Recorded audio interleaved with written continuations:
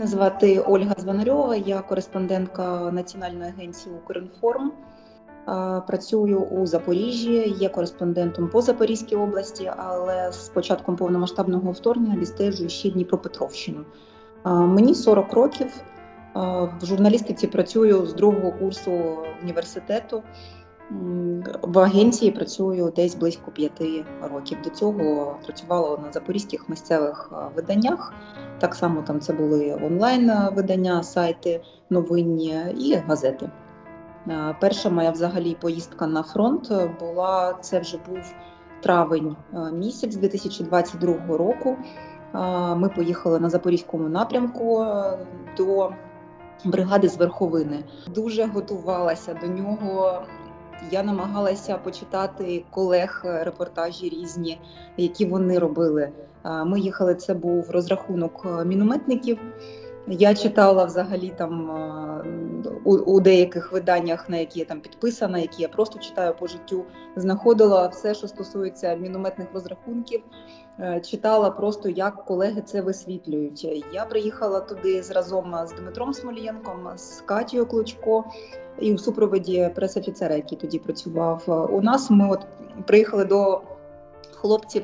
В них був такий умовний вихідний, вони якраз приїхали з бойового завдання, і в них був такий і настрій гарний, і часу було достатньо, аби поспілкуватись. І ми так всі сіли на вулиці, і вони, я не знаю, я відчула себе, наче це в дитячому садку, коли ти сидиш, а навколо тебе діти, які прийшли, аби тебе послухати. Я настільки розгубилася тоді, якщо чесно.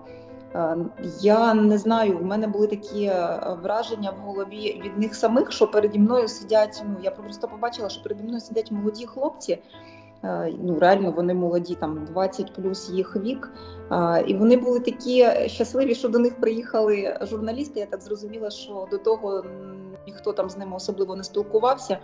Десь хвилин 5 я просто налаштовувалась сама. Я не знаю, у мене з голови вилетіли взагалі всі мої питання, які я хотіла їм задати. І вони, не знаю, чекали, коли я почну розмову. Десь хвилин 5 я налаштувалася, потім вже ми з ними розговорилися, треба було їх розговорити, бо один хлопець, Микола його звати, він такий говіркий, він такий гуморний, і він взяв на себе таку роль ведучого, скажімо так, в цій розмові. А потім інші хлопці вже теж розговорилися, і ми десь години-півтори з ними спілкувалися. Я не знаю, я їхала додому з такими думками, що просто це неймовірні хлопці. Я була закохана в кожного з них, в хорошому сенсі цього слова. Я не знаю, це був перший мій виїзд, перший досвід взагалі спілкування з військовими. Мені було, чесно скажу, ніяково, я боялася спитати щось неправильно, дурне якесь, некоректне. Коли я зрозуміла, що в принципі вони звичайні нормальні люди, які можуть там з чогось посміятись, десь там виправити, десь пояснити. Не знаю, в ході спілкування з ними вони просто настільки змінювались емоційно, коли ми говорили про втрати, коли ми говорили про рідних, коли ми говорили про виконання завдань. Про втрати це, зокрема, в них якраз за кілька місяців до нашої розмови вони втратили свого командира. І для них це було дуже важко. І в цей момент хлопці просто ставали, я не знаю, це не юнаки 20+, це були такі мудрі, дорослі чоловіки, які не за роками своїми, вони просто в них навіть інший вираз обличчя був. Я не знаю, дуже їм вдячна за той досвід, за ту розмову. В мене вийшов репортаж, він в мене один з найулюбленіших, бо він перший. Про перший страх скажу, зараз воно таке вже трохи смішне і дитяче, але скажу все ж таки. Ми їхали в Кам'янське, сіра зона, і зараз, і тоді вона була на початках ще. Це ми вперше поїхали знімати, як доставляють гуманітарну допомогу мешканцям.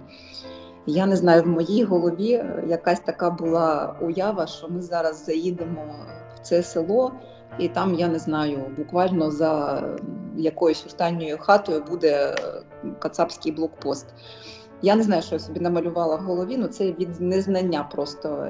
Я їхала, наче я не знаю, куди я їду, в яке відрядження. Я повимикала телефони, залишила взагалі свій паспорт в Запоріжжі, там, де ми залишали свою автівку. Залишили якісь такі особисті речі, щоб, не дай Боже, там нічого компрометуючого не було.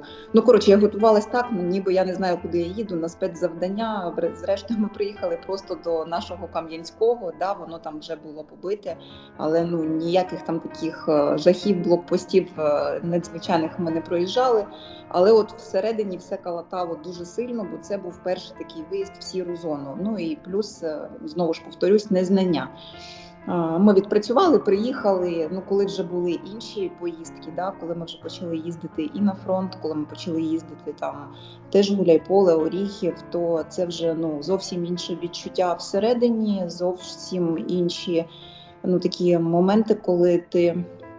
Не можна сказати, що ти їдеш і ти не боїшся. Ну, не боїться, мабуть, тільки дурень, я не знаю. Ми живемо зараз в такий час, коли прилетіти може що завгодно і куди завгодно. Тим більше, коли ми говоримо про території, які наближені до зони ведення бойових дій. Професійна, мій страх, професійний страх такий. Я дуже завжди боюся не встигнути написати матеріал. От якщо ми приїхали, не встигнути не в плані, там здати його сьогодні на сьогодні. От ми приїхали до якихось людей, там до військових, до цивільних, без різниці. Я з ними поспілкувалася, і мені дуже страшно завжди не встигнути його написати. От іноді ти щось робиш дуже поспішаючи, там поговорив з людиною, приїхав з відрядження, сів, у тебе от думки склалися, і ти написав той матеріал от на одному диханні. Неважливо, там він великий, маленький, просто все склалося, думки склалися, і ти буквально день в день пишеш, і він там наступного дня вже виходить, ти скидаєш посилання людині, про яку йде мова. Іноді буває так, що ти повертаєшся і треба пережити, переспати, переварити ту інформацію, яку ти почув, аби от не було воно от все похабцем. І ти відкладаєш там той матеріал на день, потім ти розумієш, що ти його відклав вже не на день, там на кілька днів, потім щось навалилося робоче, і потім, коли ти його вже відписуєш, я не знаю, у мене іноді буває такий страх всередині, що я зараз відправлю вже текст на вичитку людині, і я дуже боюсь, що людина мені не відповість. Бо це вже буде пізно. У нас так просто було з 128-ю бригадою. Ми поїхали до хлопців, відпрацювали з ними. Ми взагалі тоді були одні з перших журналістів, з якими ми працювали, бригада працювала. І в мене планувалося там кілька текстів про них. Один текст я відписала досить швидко, скинула їм, вони побачили, там все вийшло.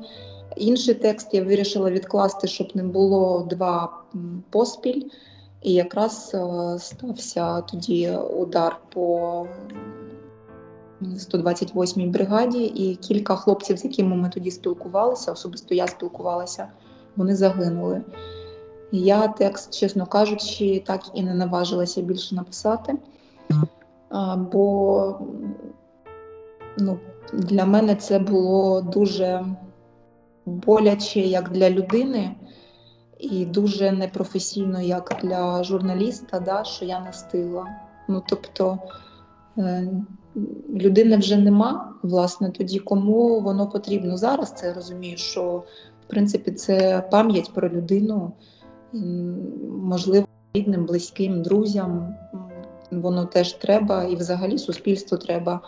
Але оцей страх не встигнути, він завжди зі мною, і він завжди мені нагадує навіть і взагалі страх не встигнути, і таке ставлення до того, що якщо людина приділила мені час і поспілкувалася зі мною, я не маю права, значить, не видати матеріалу, якщо там є про що писати. Воно всередині такі, відчуття адреналіну, воно є. але все одно треба, не знаю, коли кажуть, що вже не страшно, то от тоді вже страшно. Треба боятися, то нормально. Як би це не звучало, але жоден кадр, жодне інтерв'ю, жоден репортаж, він не дорожчий, ніж життя. Ні наше, ні тих, з ким ми говоримо. 5 квітня 24-го року ми поїхали на місце одного з ракетних обстрілів, Шевченківський район. В принципі, нічого такого, я не знаю, нічого такого в голові в моїй на той момент не було, що там буде зараз щось страшне. Ми їхали, я сама з Шевченківського району, тому ми їхали фактично в район, де я живу. Ми з колегами приїхали на місце. Це було десь близько 3-ї, мабуть, там 3:30 години дня. Подивилися, що в принципі руйнування цивільної інфраструктури є. Почали працювати на місці. Фотокореспонденти фотографували руйнування. Ми з колегами іншими пішли поспілкуватися з людьми, порозпитувати, де в кого що розбито. Я не знаю, от як би воно не звучало, там некоректно. Ми подивилися, руйнування є, але вони не такі страшні, як от є руйнування, коли прилітає по цивільній інфраструктурі. Постраждали в той момент більше комерційні будівлі. На щастя, комерційні будівлі, не житлові. Ми подивилися розбиті там вітрини, магазини, просто ходили, спілкувалися. Про те, що була тоді тривога, не було тоді тривоги. Чесно скажу, я вже не відстежувала, бо ми вже були на місці. Ми працювали, зосереджено були самі на своїй роботі. І коли вже в якийсь момент я почула ось цей звук, що летить ракета, я не знаю, для мене це було, чесно, мабуть, навіть несподіванкою, бо про те, що є повторні удари, ми самі знаємо і писали неодноразово. Про те, що ворог дочікується, поки на місце приїжджають і журналісти, і рятувальники, і медики, і правоохоронці, ми так само знаємо. Я не знаю, в моїй голові, мабуть, було завжди до цього, що це може статися будь з ким, але не з нами. От правильно, неправильно, мабуть, кожна людина так думає, що щось погане станеться з ким завгодно, але не з нею. На той момент я навіть не могла подумати, що от зараз сюди прилетить буде повторний обстріл. Коли я її почула, я не знаю, просто згадала все, що казали нам раніше, треба лягти на землю і накрити голову руками. Ніяких поблизу там високих бордюрів, за якими можна було сховатись, не було. Тому я просто де йшла, там і лягла на землю. Це було якраз поруч з якоюсь автівкою цивільною, звичайною, легковою. Я от поруч з нею лягла, і, власне, тільки я встигла лягти на землю, як стався саме вибух. Мабуть, те, що я встигла все ж таки лягти, мене врятувало від якихось більших поранень, можливо, взагалі врятувало мені життя, не знаю. Бо якщо б пішла, то вибуховою хвилею могло б відкинути, могло посікти вище. Мені пошкоджено була рука, нога і трохи ламками посікло там такий район живота, скажімо так, але нічого такого, щоб загрожувало мого життю, немає. Враховуючи, що це сталося на початку квітня, зараз вже кінець жовтня, я ще займаюся з реабілітологом. Повноцінно я ще на 100% не відновила свою фізичну активність. Ми стільки разів писали цю фразу «людина там зазнала поранень, в неї там уламкове поранення руки, ноги там, чи ще якоїсь частини тіла». Чесно, я не розуміла, що воно таке. Наскільки це страшно, наскільки це небезпечно, наскільки це довго буде потім в плані лікування. Для нас це було просто така фраза, яку ми пишемо, бо нам такий коментар дали. Коли я на собі знаю, що таке поранення, і в мене воно не було таким, що аж прям вау страшним. Є перелам, перебиті там кістки, вибито суглоб на руці. Але що це буде так довго в плані відновлення, я навіть подумати не могла. Тому тепер дійсно, коли я чую тривогу, і я знаю, що вже можна працювати на місці, можна було б працювати на місці. Я чекаю відбою, тільки потім їду. До того, як я потрапила в лікарню, ми не висвітлювали роботу наших медиків запорізьких. Ну, в плані не висвітлювали, не робили репортажі про них. Ми їздили на Дніпропетровщину, ми працювали з медиками, парамедиками. Ми писали дуже багато матеріалів саме про те, які взагалі надлюди-медики, які складають людей, наче пазли просто. Для мене це якісь боги, от чесно. Але коли я побачила наших, я не знаю. Вони просто дуже круті. На них така, вибач, на них така навантаженість іде і психологічна, і фізична. Вони просто працюють 24/7. Я не знаю, в таких дуже складних умовах вони роблять, дійсно, я не знаю, це нехай не будуть просто гучні слова, вони роблять просто дива, неможливе.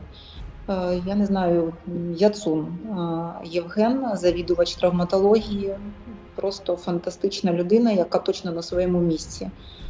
Мій лікар Олексій Затєєв, я не знаю, це просто мій якийсь янгол-охоронець. Якщо вони переживають так за пацієнтів, я не знаю, як вони ще тримаються, чесно. Ці люди на роботі постійно, вони просто постійно на зв'язку. Ти до них звертаєшся, і ти розумієш, що в нього розривається телефон, бо його вже кличуть в інші палати, когось привезли, хтось вже виписався, питає якусь пораду. На них зараз дуже велике навантаження, але вони фантастичні. Вони ставлять на ноги, вони реально збирають людей. Дуже вдячна всім своїм колегам. Такої підтримки, яка в мене була, яка в мене є зараз, я взагалі не очікувала. Чесно, просто не очікувала по-людськи, і я навіть не думала, що мені будуть допомагати така кількість людей. Я коли просто взяла до рук телефон, це було десь, можливо, дня через 2 після того, як все сталося, і подивилася, яка кількість в мене була там пропущених дзвінків, скільки повідомлень було в різних наших там робочих чатах, дружніх чатах, скільки в особисті було повідомлення. Те, що люди скидали гроші мені на лікування, для мене це взагалі було таким, я не знаю, шоком, чесно. Це дуже приємно, це нічого не сказати. Я вдячна взагалі всім колегам, і запорізьким, і незапорізьким, і людям, яких я навіть не знаю, і взагалі не знайома з ними навіть у фейсбучному житті. Да? Підтримка була просто шалена. Я в лікарні, мені здається, була таким одним із, нехай це звучить не дуже там скромно, да? Але таким дуже позитивним пацієнтом. Мене не бачили там в якомусь такому зовсім розкішому стані. Я була налаштована на те, що ще трошки я встану, вийду і все, і просто буду приходити на каву до лікарів і медичного персоналу. Підтримка була не тільки від колег, які там за місцем роботи моїм, Національна спілка журналістів і наш місцевий осередок, і всеукраїнська, вона також надавала мені допомогу. В принципі, навіть те, що вони долучилися інформаційно, для мене було важливо. Я коли побачила взагалі публікацію про себе на сторінці НСЖУ, чесно, була здивована, бо взагалі скільки б там раніше не запрошували десь на інтерв'ю там чи щось розповісти, я ніколи не погоджувалася, бо я не люблю про себе розповідати. І я завжди сватаю колег, завжди є хтось, хто зробить це краще, ніж я. І тому, коли писала мені Валентина Манжура теплі слова, коли я бачила про те, що вони там надають мені допомогу, дякую за це. І навіть інформаційно просто про те, що вони мене пам'ятали і писали, це теж важливо, тому я не знаю, просто вдячна кожному. Мені хотілося, я не знаю, може в мене це вийшло, може не вийшло. Мені хотілося просто, якось своїм таким прикладом показати тим, хто в такій ситуації, от як я, що люди, ну да, зараз важко, зараз боляче, але все буде нормально. Тільки давайте, як каже мій реабілітолог, веземо на характері. Знаєш, це його вираз, він мені постійно в голові. Якщо мені дуже складно щось не виходить, я оце в голові, в мене просто його ця фраза: веземо на характері, далі будуть кайфи. Це він зараз мені завжди так мотивує мене, і для мене це таке просто я стараюсь описувати там, що в мене вийшло, що в мене болить, де там якось якісь такі штуки.